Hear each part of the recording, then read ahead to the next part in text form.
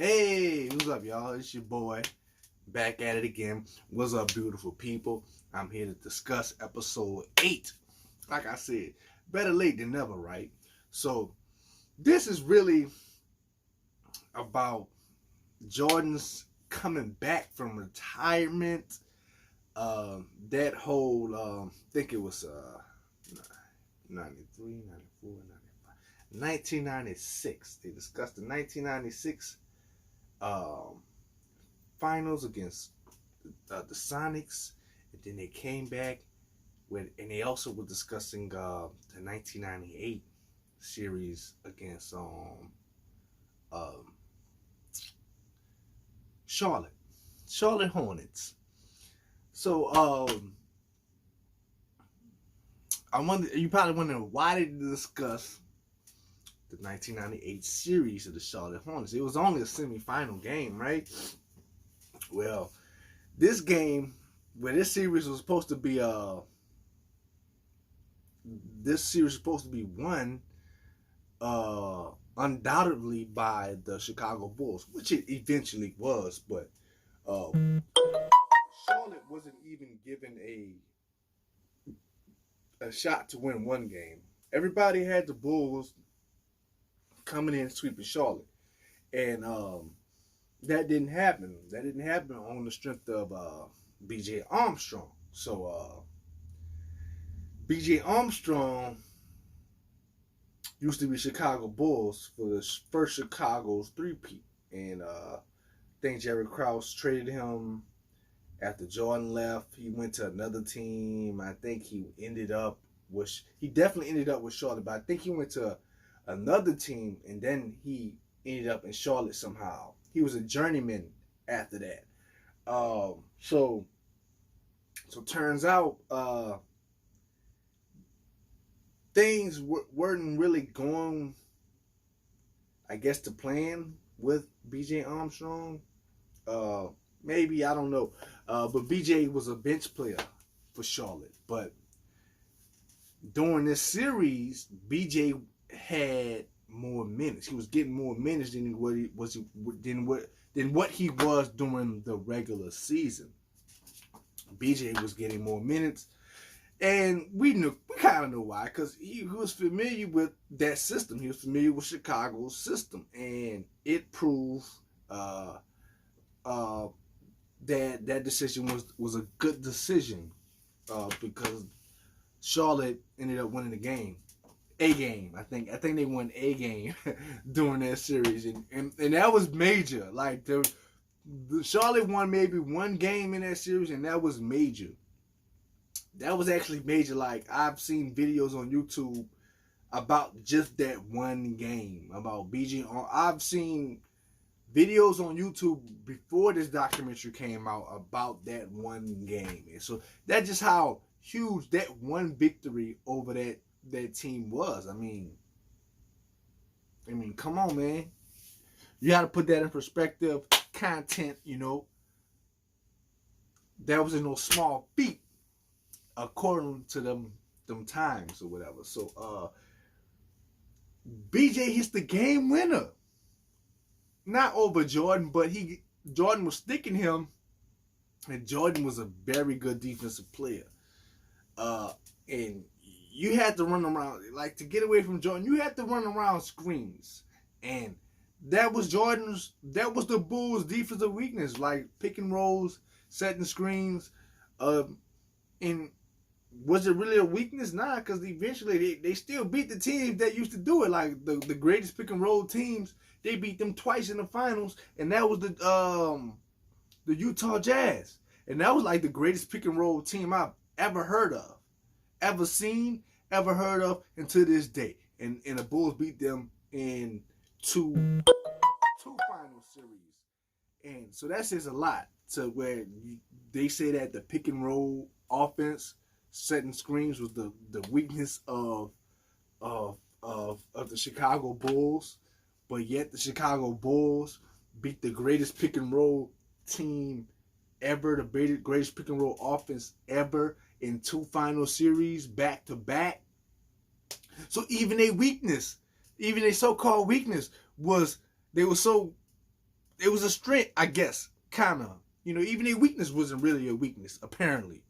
So, so BJ hits the game winner. He went off the, I think it was a screen, and just hit the J, and he went in and hit the game winner, and of course BJ kind of over celebrated, and Jordan didn't really need much to get him motivated. Jordan was one of those guys that he could self-motivate. But I want to take a detour a little bit to discuss that Charlotte Hornets roster. I was watching the documentary, and I really was intrigued by the roster. Like the names that I seen on the back of the jerseys. Like the Glenn Rice. Like Glenn Rice, that was my guy back in the day. Oh my God. That boy had a J. That boy was like lights out from the 3-point line. Glenn Rice. Yeah. Del Curry. Of course his kids are his kids are in the NBA now. We all know Steph Curry and stuff like that. So Del Curry was on the court at that time when Jordan was killing them in the playoffs. BJ Armstrong, of course. So Vlade Divac is on that roster. That was the 1998 roster. So it brings me back to that Laker trade. So in 96, 97, 96, I think in 96 or 97, the Lakers traded Vlade Divac to the Charlotte Hornets for Kobe Bryant. And Vlade at the time was still good because they made it to the playoffs. Vlade was on the court, you know what I'm saying? So, just little things like that kind of like intrigue me, because I know about that famous trade. Put the Lakers on the map. And it didn't really do much for the Hornets, but it just made me reminisce. So, David Wesley. Why? I don't know. I think David Wesley used to play for. Okay, so he played for the Hornets. The Hornets moved to New Orleans. So I'm from New Orleans. So the Hornets moved to New Orleans and they became the New Orleans Hornets. David Wesley was still on that team. So I'm guessing at the time in 1998, David Wesley was a young rookie or young player trying to find his way in the league. And David Wesley moved to New Orleans, and his daughter went to my high school, and I really found his daughter really attractive. It's funny how these, like, the degree of separation, you know what I'm saying? Just got your boy ripping this. Muggsy Bogues, man. I think Muggsy Bogues was about 5'6", but he was crazy. Crazy dribbles, crazy handles. And he was in Space Jam. Crazy handles. Muggsy Bogues would go in between your legs with the ball and stuff like that. Crazy handles. To me, Muggsy Bogues was just underrated.